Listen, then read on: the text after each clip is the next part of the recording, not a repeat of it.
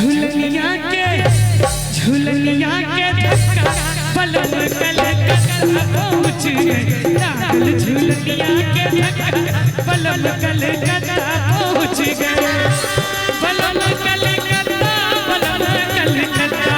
पलम कलकत्ता पलम कलकत्ता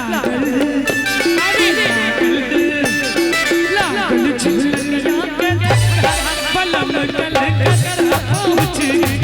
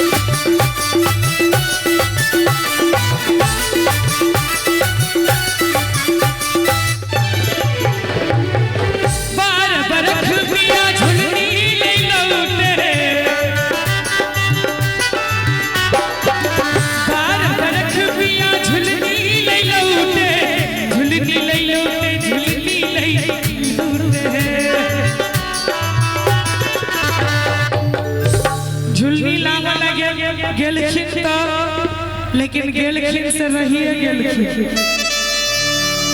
ओ झुलनी ओई कन्या के कते मोह पड़ले ओ ओई वियोग में की दशा भेले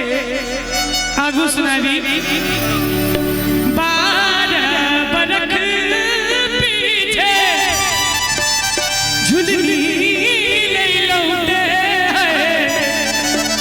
12 बरख के बाद दिहिया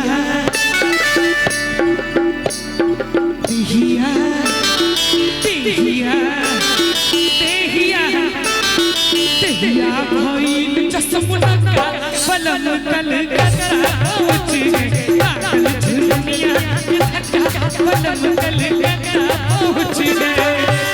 पलम कलकत्ता पलम कलकत्ता पलम कलकत्ता पलम कलकत्ता लागल झुलनिया के धक्का पलम कलकत्ता पहुँच गए लागल झुलनिया के धक्का पलम कलकत्ता पहुँच गए रलिया बैरनिया को लिए जाए रे रलिया बैरनिया को लिए जाए रे रलिया बैरन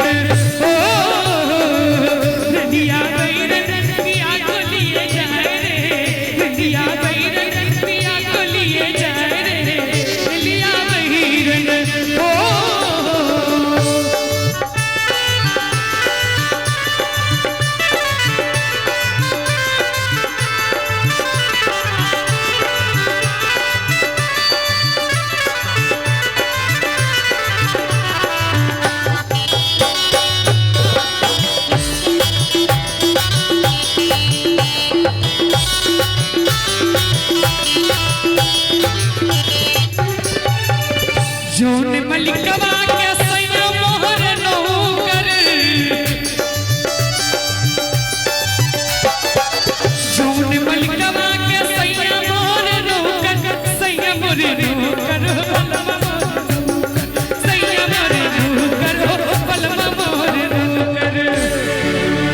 जौने मलिकवा के सैया मोर नौकर गोली दागे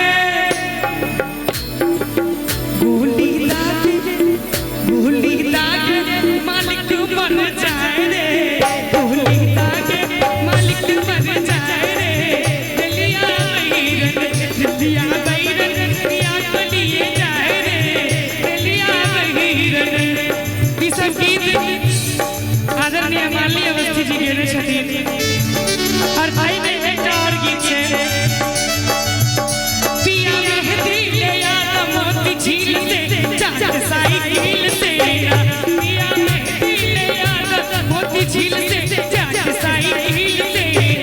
पिया मेहंदी ले आया छोटी नंद से सादा, पिया मेहंदी ले आया छोटी नंद से सादा, कि पिया मेहंदी ले आया छोटी नंद से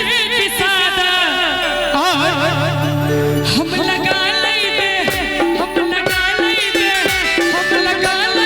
काटा और दिल से सही दिल से, पिया मेहंदी ले आया मोती झील से चाचा सही दिल से, पिया मेहंदी ले आया मोती झील से चाचा सही दिल से,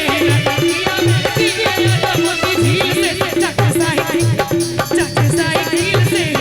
पिया मेहंदी ले आया मोती झील से चाचा सही दिल से, पिया मेहंदी ले आया मोती झील से जाके साइकिल से।